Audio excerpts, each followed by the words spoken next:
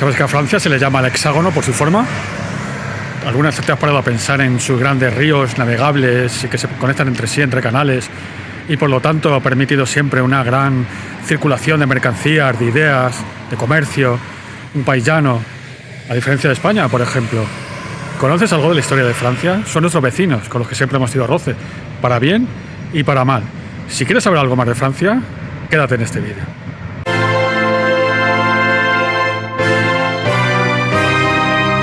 En el 52 a.C., en Alesia, por el centro de Francia más o menos, no se sabe el lugar exacto, pero vamos, más o menos está bastante controlado, Julio César venció finalmente a los galos y a su caudillo Vercingetorix, un héroe nacional, el héroe nacional galo. Y lo venció en Alesia, como digo, una ciudad fortificada, los galos habían refugiado allí, la habían rodeado de empalizadas, y César, en vez de atacar, sabiendo que no podía ganar esa batalla, lo que hizo es un asedio. Y luchó contra los que estaban dentro y a los que estaban fuera, que venían a socorrerle. Al final, César ganó, hizo esclavos a los que no mató, se llevó al Vercingetorix a Roma, lo exilió, que murió poco después en prisión. Y César volvió rico y triunfante a Roma. Cruzó el Rubicón. Para quien haya oído la expresión y no sepa lo que es, pues el Rubicón es un río muy pequeñito en mitad de Italia, a partir del cual los generales victoriosos romanos no podían entrar con sus tropas, porque entonces era una amenaza para la República. César cruzó el Rubicón con sus tropas, desafiando a la República, finalmente se hizo con el poder, y finalmente le mataron, ¿no? En las escaleras del Senado le mataron Bruto y los otros dos. Cuando le dijo: tú también, Bruto, hijo mío. Bueno, César escribió el relato de la Guerra de las Gallias, bastante fidedigno, y es los que hemos tenido la suerte de evitar la ESO y estudiar el bachillerato en segundo de BUP, cuando estudiamos latín, lo estudiamos con la Guerra de las Gallias de César, aunque no lo estudiáramos. Bueno, eso que nos llevamos. En su época romana, la Galia se convirtió en una de las provincias más ricas. Luego sería superada, evidentemente, ya en el imperio con Egipto, que daba de comer a toda Roma con su grano. Bueno, Roma cayó la Roma occidental, ¿no? El Imperio Romano de Occidente, en el 472, el 474, ahora mismo no sé de memoria. Pero bueno, es una fecha que los historiadores ponen. Realmente, como sabemos, todo esto son procesos, no pasa de un día para otro. Y la Galia, como el resto del Imperio Romano de Occidente, pues se fragmentó y se apoderaron de él pues las distintas tribus germánicas que la habían ido invadiendo ya con el paso de los años, ¿no? Y han formado parte de las legiones, y bueno, el limes se había borrado ya bastante. En Francia entraron los francos, de ahí viene el nombre de Francia, que será una tribu germánica que venía cruzando el Rin. Y fue, dentro de los francos, fue Clovis, el primero que, digamos, pasó a ser el rey de los francos y lo que llamaríamos hoy Francia. Y sobre todo es importante Clodoveo, porque adoptó el cristianismo, el catolicismo. Y fue una forma de unificar a lo que era la Galia romana con la Galia de los francos. Algo parecido a lo que pudo hacer en España pues el visigodo Recaredo, el hijo de Leovigildo. Bien, con Clovis nace la Francia feudal, oficialmente la podemos decir así, la Francia feudal, la Edad Media. Sabemos que la Edad Media tiene dos partes, la baja y la alta, y así, en grosso modo va desde la caída del Imperio Romano hasta finales del siglo XV, pues con la imprenta, el descubrimiento de América y la caída de Constantinopla, de Bizancio. Bien, con Clovis I, Francia adopta el catolicismo y forma lo que llamamos así, digamos, una unificación de entre invasores e invadidos. Pasamos al siguiente momento histórico importante de Francia, que es Carlomagno. Carlomagno tenía su capital en Aquisgrán. Si a alguno le suena los premios europeos de Aquisgrán, pues por eso, porque es la capital de Carlomagno. En el año 800, Carlomagno era analfabeto, como tanta gente en aquella época, incluida la nobleza y la realeza, pero impulsó mucho la cultura. Carlomagno está asociado a España por la canción de Ronaldo, ¿no? Que en realidad fue, bueno, cuando los franceses, si los queremos llamar así ya, los francos bajaron a España cuando estaban atracando a los musulmanes y salieron huyendo, por decir así, y en los Pirineos, en Roncesvalles, pues les atacaron los vascones. Bueno, pues la canción de Roland lo mitifica y en vez de los vascones dice que son cientos de miles de sarracenos y convierte pues lo que es una derrota pequeña en algo mítico, épico, una lucha religiosa y por la libertad, la canción de Roland. Y la canción de Roland es importante porque, digamos que es un punto de partida de lo que llamaríamos las novelas de caballerías, esas que le volvieron loco a nuestro amigo Alonso Quijano, ¿no? Al Quijote. Esa es la canción de Roland y es una primera...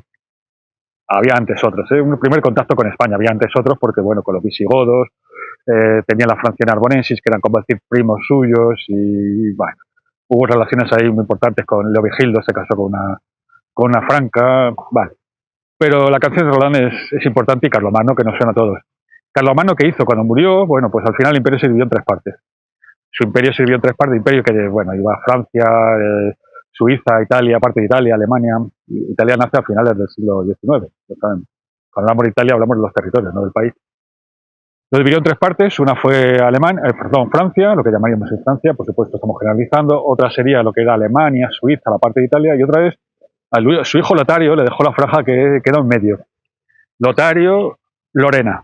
Sí, Lorena. Lorena, que con Alsacia, pues sobre todo Lorena, tantas disputas ha creado entre Francia y Alemania a lo largo de la historia, tantas guerras civiles entre europeos han sido entre Francia y Alemania por Lorena, ¿no? Una herencia de Carlomagno, cuando su hijo Lotario heredó ese trozo de terreno que estaba entre los otros dos, entre la Francia y Alemania, lo que llamaríamos Francia y Alemania en términos generales.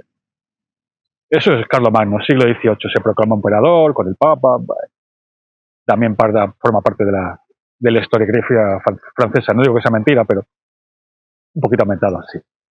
El año 987 es el del nombramiento por parte de los demás nobles de Hugo Capeto, y es el que a partir del cual va a ser Francia, yo diría que tal como la conocemos hoy. Hugo Capeto, que era un primus inter pares, fue a partir de él lo que se pasó, es decir, el rey era el rey de los francos, que era un poco más que la Ile-de-France y alrededores, llegó a ser con sus descendientes el verdadero rey de Francia. Hugo Capeto agrandó con bastante el imperio, Francia, por decirlo así, vamos a ser sinceros. Agrandó Francia e hizo algo muy importante. Antes de morir ya nombraba a su sucesor. Los Capetos tuvieron la suerte de que tuvieron durante muchas generaciones hijos varones, y que el rey pues nombraba a su sucesor prácticamente antes de morir.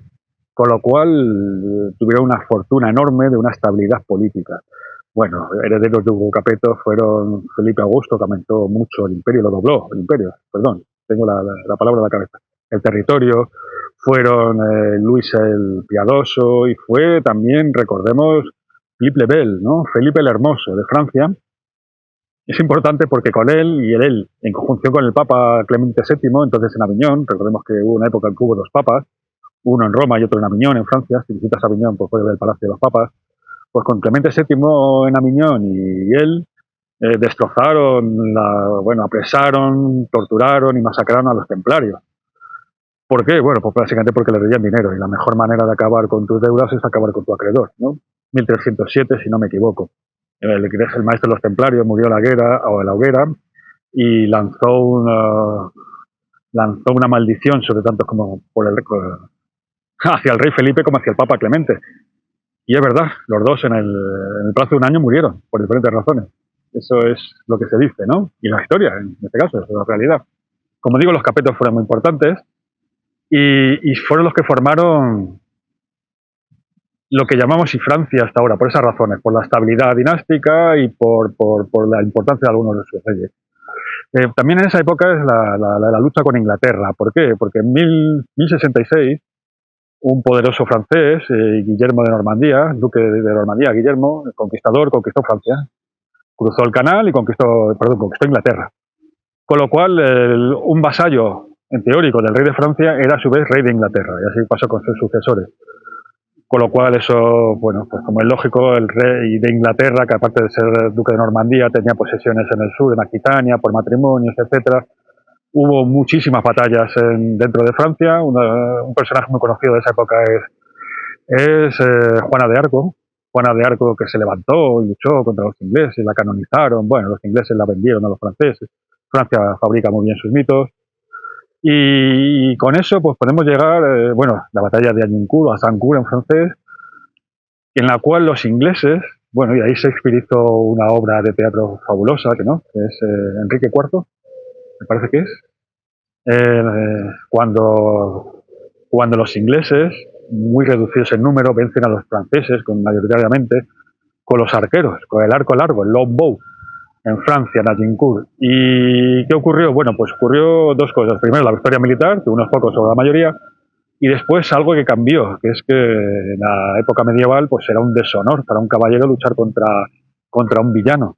Los villanos eran los arqueros, los caballeros, los que llevaban caballo y armadura, y lucharon los arqueros ingleses, de una afrenta, contra los caballeros franceses. Lucharon y además los masacraron.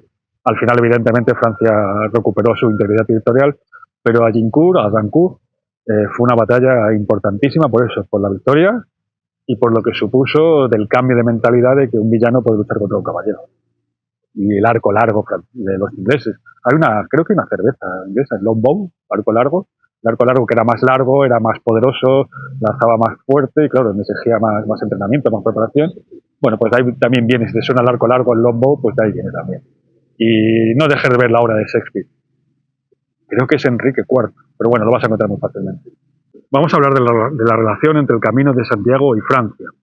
Bueno, el Camino de Santiago todo el mundo sabe lo que es, ¿no? Era el camino que llevaba hacia Santiago de Compostela. Compostela significa campo de estrellas. ¿Por qué? Porque si ibas hacia el oeste, siguiendo la estrella, hacia el fin de la Tierra, hasta Finisterre, seguía la estrella polar, era la forma de orientarse, y bueno, ese es el Camino de Santiago, donde reposan los restos de Santiago que llevaron sus discípulos, hasta Nave Muerto, hasta Iria Flavia, hasta Padrón, y después pues el rey de Asturias hizo la peregrinación, vale, ese es el Camino de Santiago, todos sabemos lo que es.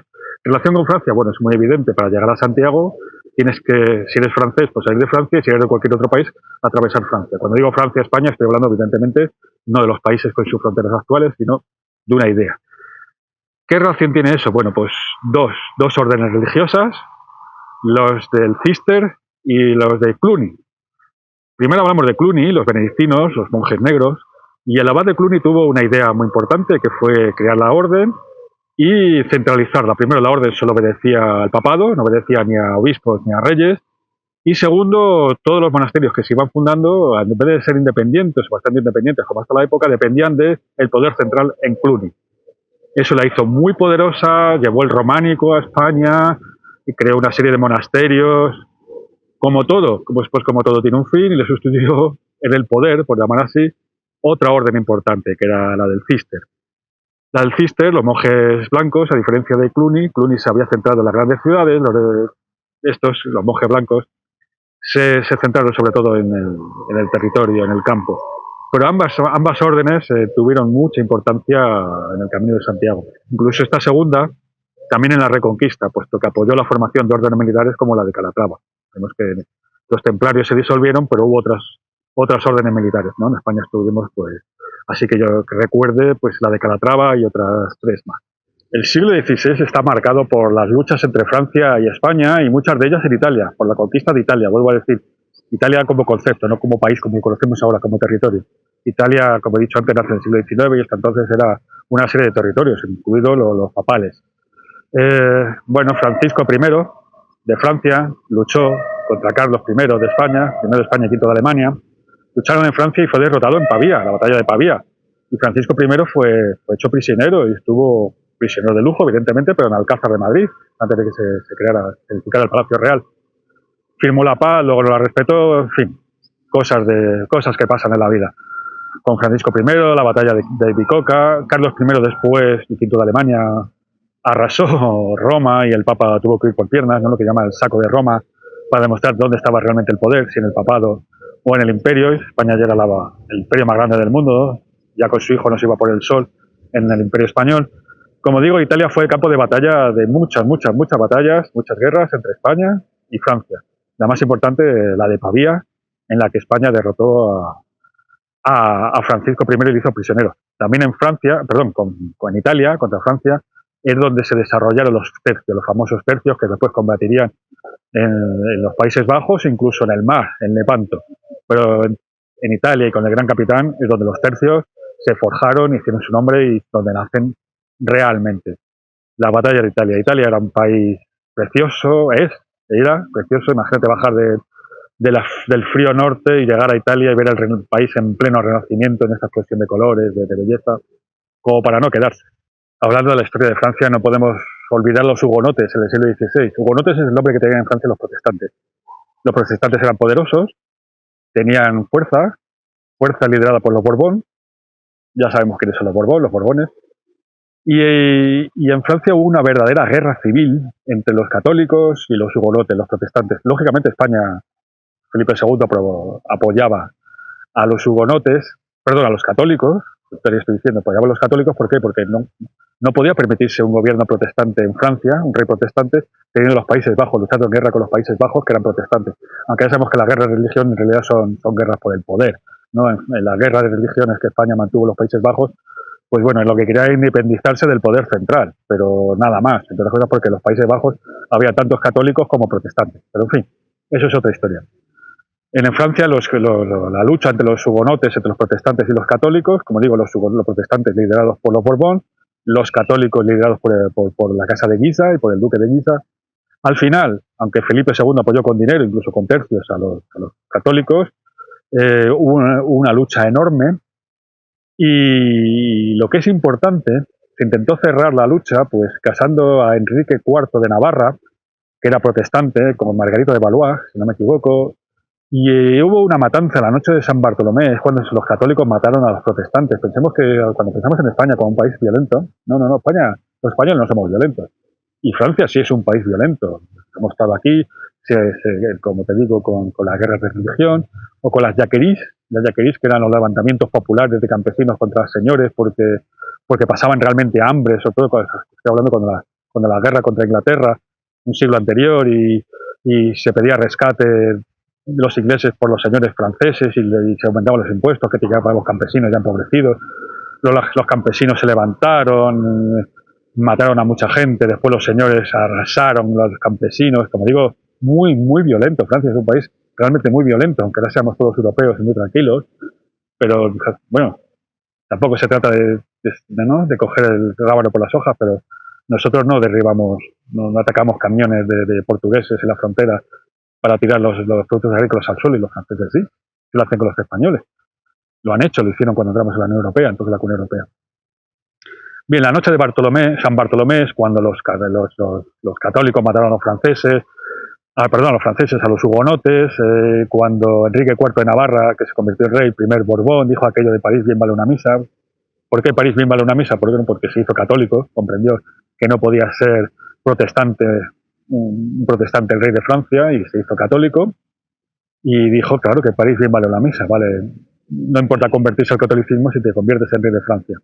Bueno, los hugonotes al final se produjo el edicto de Nantes, y digamos que aunque fueron masacrados, continuaron, y no fue hasta tiempo después, con Richelieu, que ahora veremos, cuando realmente se consiguió acabar con ellos, con los protestantes de Francia, en tiempos de Luis XIV, y bueno, todo esto que veremos después. Pero que sepamos que en Francia hubo una guerra de religión importantísima entre católicos y protestantes, que los hugonotes, y fue una masacre total, casi total, de los hugonotes. Se mató como si no hubiera mañana en la noche de San Bartolomé. Hay dos cardenales que hay que mencionar en la historia de Francia, que son Richelieu y Mazarin. España estaba en su máximo esplendor militar, económico. España era la primera potencia del mundo, pero como todo, pues tiene un fin, ¿no? Y Richelieu y Mazarino ayudaron a terminar con ello. A Richelieu le conocemos todos, ¿no? Es el malvado cardenal en D'Artagnan, los mosqueteros. Richelieu, que era de origen noble, era aristócrata y francés. Le sucedió Mazarino, que era italiano y de origen humilde, pero entre los dos, uno que era, digamos, el fuerte y otro el diplomático, entre los dos consiguieron que Francia empezara a ser la gran potencia europea. Richelieu y Mazarino. Como digo, la anécdota de Richelieu, pues le conocemos por D'Artagnan, la aventura de D'Artagnan, que hemos visto. El que no la haya leído el libro, que recomiendo que se lea, de Alejandro Dumas, pues por las películas. En 1789 se toma la Bastilla, el 14 de julio, que es el día de la fiesta de la Nación de Francia, y con ello empieza lo que llamamos la Revolución Francesa. La Revolución Francesa ha tenido muchas cosas buenas y otras muchas no buenas. Está realmente mitificada. Sabemos que todo lo que viene de Francia, los franceses, y les elogio por ello, lo venden muy bien, a diferencia de lo nuestro, que lo vendemos fatal y es infinitamente mejor.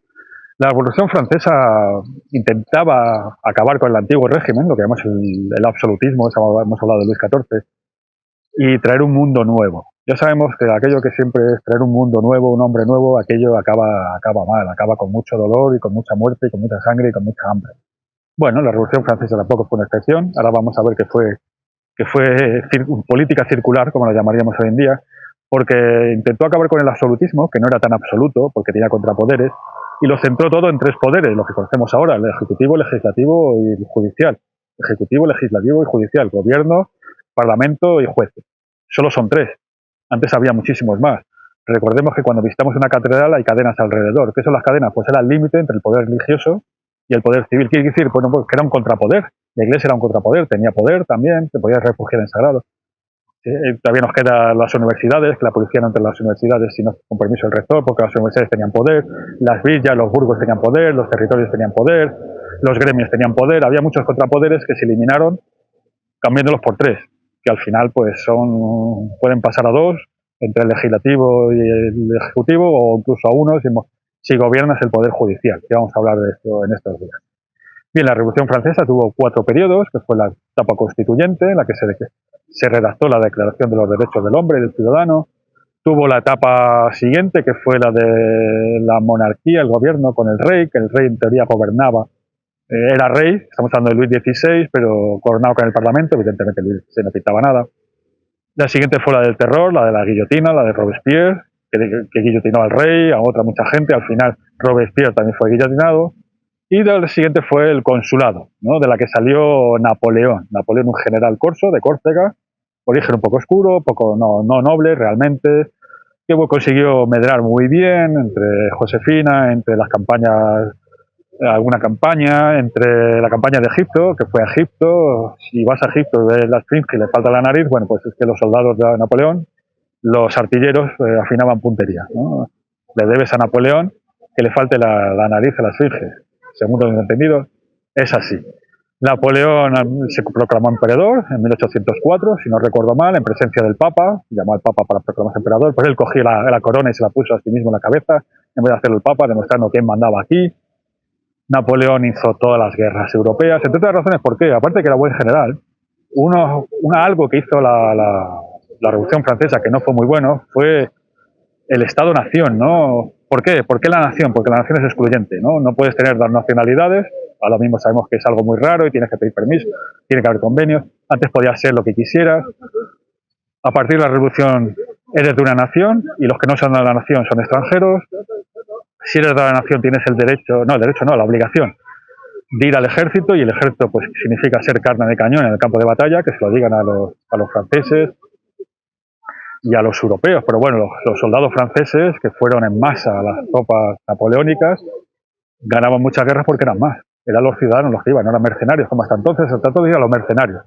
Las guerras se hacían básicamente los mercenarios, y no importaba de qué país ni de qué religión, ¿no? Carlos I de España y cualquiera, cuando contrataban a los suizos, los suizos eran mercenarios muy, muy, muy valiosos. Y la reliquia que queda de ello es la Guardia Suiza del Papa, ¿no? Los suizos eran mercenarios fabulosos, muy, muy respetados, caros y muy deseados por todo el mundo. Los suizos, por cierto, perdieron contra los tercios españoles en Italia, la batalla de Italia. Y Napoleón hizo las guerras, hizo unas batallas muy victoriosas, como Austerlitz, como Jena. Llegó hasta Moscú. A Moscú entró, pero tuvo que salir porque los rusos incendiaron todo, incendiaron la ciudad, pasaron hambre. La vuelta fue una derrota enorme.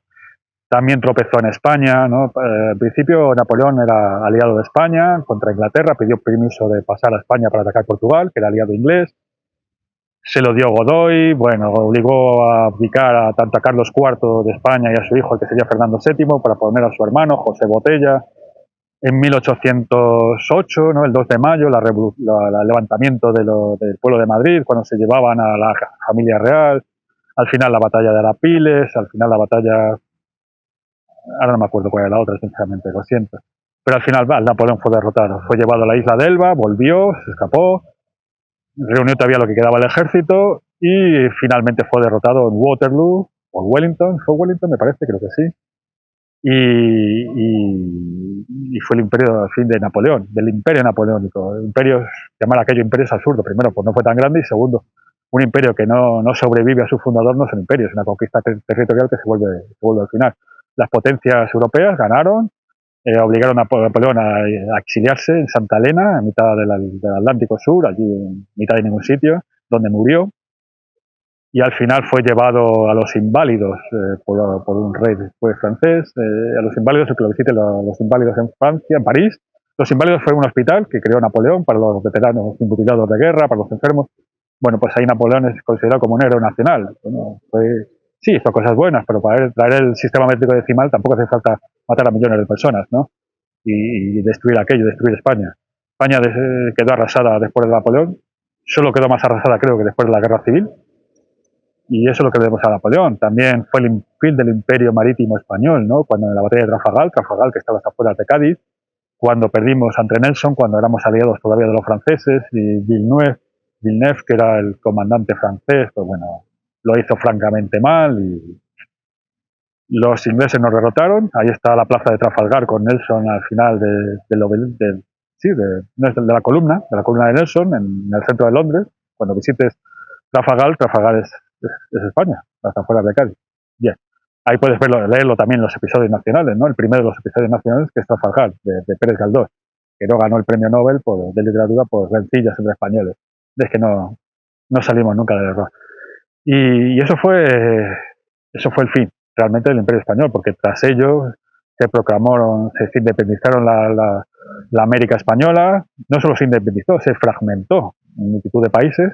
Recordemos que Brasil también se independizó de Portugal, pero no se fragmentó. Era un país y sigue siendo un país, Brasil. Las repúblicas españolas se fragmentaron. Lo que era México, que era la zona más rica del mundo, se convirtió en un país pobre, perdió la mitad de su territorio después con los Estados Unidos, en guerras con Estados Unidos. Bueno, se endeudaron todos con Inglaterra y pasaron de ser la parte más rica del mundo pues a ser naciones que todavía no han salido ni hemos salido de lo que supuso el fin del Imperio Español, realmente. Bueno, eso en su relación con las guerras napoleónicas, porque estamos hablando de Francia. Lo he nombrado antes como política circular porque después de la Revolución Francesa, que acabó con la monarquía, con los Borbones, al final después Napoleón se convirtió en emperador, como he dicho, y después de Napoleón, ¿qué hubo? Pues hubo más Borbones, e incluso hubo un sobrino de Napoleón, el hijo de su hermano Luis. Esos fueron reyes de Francia, después de Napoleón, antes de proclamar el segundo imperio, que era la República. Sí, Napoleón III fue rey de Francia, un sobrino de Napoleón. Y fue Napoleón III y no segundo. ¿Por qué? Porque el hijo de Napoleón murió, como dijo, era de familia austríaca también, por parte de madre. Cuando Napoleón fue derrotado se lo llevaron a Viena, a Austria, y allí murió, y hubiera debido ser Napoleón II. Fijémonos que tan republicanos, y no solo Napoleón III fue rey, sino que fue tercero porque le guarda el lugar a Napoleón II. Bien, por cierto, Napoleón II fue enterrado en Viena, en Austria, y fue el pintor austriaco Adolfo, en la Segunda Guerra Mundial, quien le trajo para que fuera enterrado junto a su padre en los Inválidos. Sí, fue una forma de darle un regalito a los franceses ya que les había ocupado, ¿no? Y ganado y ocupado. Bien, el siglo XIX fue convulso en toda Europa, fue el siglo de las revoluciones, del marxismo, de la comuna, y fue muy convulso en toda Europa y fue convulso en Francia. Llegó el Segundo Imperio después de Napoleón III, bueno. Y es el siglo de la Revolución Industrial, también un siglo, como digo, convulso por muchas también revoluciones tecnológicas, la electricidad, el transporte, las comunicaciones, el vapor. Y todo ello acaba, por decir así, en 1871 con la Guerra Franco-Prusiana. Digo prusiana porque Alemania no existía todavía. Era Prusia la parte más importante de los territorios germánicos, aparte del Imperio Austrohúngaro, de Austria. Lo que no era Austria-Hungría, lo que no era Austria, pues era Prusia la parte más importante. La Guerra Franco-Prusiana la ganaron los alemanes, como todas las guerras entre Francia y Alemania, las guerras mundiales, las dos, las ganaron los alemanes. Francia aguantó gracias a Gran Bretaña y al final ganó gracias a la llegada de Estados Unidos, pero Alemania ganó a Francia en ambas. No sé por Gran Bretaña y Estados Unidos. Y la Guerra Franco-Prusiana también. Cuando Prusia ganó la Guerra Franco-Prusiana, pues a partir de eso se convirtió en Alemania, ¿no? Alemania también, como Italia, nacen en el siglo XIX, a finales del siglo XIX. Son países muy, muy modernos, más modernos que las repúblicas hispanoamericanas, bastante más modernos, pues 50, 60, 70 años más modernos. Y tras la Guerra Franco-Prusiana llega un periodo en el que se suele llamar la Belle Époque, que es esa, la bella época que acabo de comentar, Una época de paz, de prosperidad, con todos los peros que queramos ponerles, con la diferencia de clases y todos los peros que queramos ponerles, pero de paz, de prosperidad y de avances tecnológicos, que termina todo en 1914 con la Primera Guerra Mundial. La Primera Guerra Mundial, que pierde Alemania, después, como digo, de que llegara a Estados Unidos, el periodo entre guerras, que fue también bueno, una especie de Belle Époque segunda, hasta que Alemania llega el pintor austriaco y gana a Francia en la Segunda Guerra Mundial, pero acaba perdiendo en 1945. Y ya entramos pues en el siglo XX, ¿no? En el siglo XX, Francia, seguimos hablando de Francia, una república, empiezan los felices 30, lo que se llamó entre el 45 y el 75 en toda Europa, que es una época de prosperidad, lo que llamamos el estado del bienestar, en la que la clase media realmente florece y cualquiera tiene un trabajo estable, sueldo, vacaciones, compra su vivienda, etcétera, y puede llevar a sus hijos a la universidad, los felices 30, con el mayo del 67. Y bueno, una época que acaba con la crisis petrolera, cuando los estados árabes, la OPEP, decide sancionar a Europa y Estados Unidos por apoyar a Israel en la guerra del Yom Kippur, cosas que nos suenan también ahora. Y es cuando, bueno, acaba aquella época floreciente para toda Europa. Nace la Unión Europea, también aquellos los años felices, 30, nace lo que es la Comunidad Europea, que es, la Comunidad Europea tiene mucha relación con Francia, porque como he dicho antes, Francia y Alemania se han enfrentado en innumerables guerras civiles entre europeos, y la Unión Europea, la Comunidad Europea entonces, la Unión Europea es decir, hasta aquí se acaban las guerras entre nosotros. Las guerras eran, entre otras razones, pues, ya en Revolución Industrial, en la época industrial, por el carbón y el acero. Se funda la CECA, que permite pasar libremente, sin controles aduaneros, el carbón y el acero entre Francia y Alemania. Bueno, es la CECA, el embrión de la Comunidad Europea, la Unión Europea, todo lo que conocemos ahora. Y tenemos a Francia, bueno, pues como la hacemos ahora. Esa es la historia de Francia, muy sucintamente, la que te he contado, por supuesto, con muchas lagunas. No te puedo contar todo en este pequeño vídeo, pero si te ha interesado, profundiza en ello, que es fácil, es importante. Francia son nuestros vecinos, queridos y odiados al mismo momento por nosotros, por los franceses, envidiados y detestados. Es lo que suele pasar con los vecinos. No te pasa eso con Polonia, que es un país con el que no tiene apenas relación. Te pasa con el vecino, no con el que vive 4 calles más allá. Francia está en serios problemas ahora, como toda Europa. Francia tiene unos problemas gravísimos, tiene unos problemas económicos, tiene un estado de bienestar que no puede mantener, por supuesto, tiene un déficit enorme, tiene una deuda enorme, sí, como España, pero Francia está más alto, puede caer de mucho más arriba, tiene una situación social insostenible entre dos Francias, que no se ve en los medios, entre los franceses de siempre y los nuevos franceses. Entendemos perfectamente lo que estamos diciendo. Ahora en España estamos regularizando 1 millón de inmigrantes ilegales.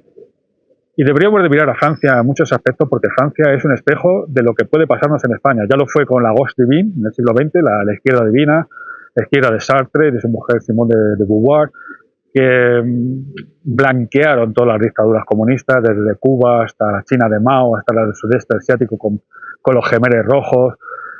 Aquella Gauche divine que blanqueó la dictadura, la nuestra ahora, que parece que se alinea también con que no son nuestros aliados, con las dictaduras caribeñas, con los grupos terroristas, con los turbantes. De Francia hay que aprender mucho, tiene muchas cosas buenas y tiene muchas cosas que ha hecho mal y que deberían de servirnos de ejemplo para lo que no debemos de hacer. Bien, como siempre, si te ha gustado el vídeo, pues dale like, suscríbete si no lo has hecho, y como siempre, muchas gracias por haber llegado hasta aquí, y como siempre, reflexiona. Estos vídeos son para reflexionar, no son para que digas que sí o que no sin más. Para que reflexiones. No hay nada más importante en la vida que debatir con uno mismo. Eso es reflexionar. Gracias por haber llegado hasta aquí.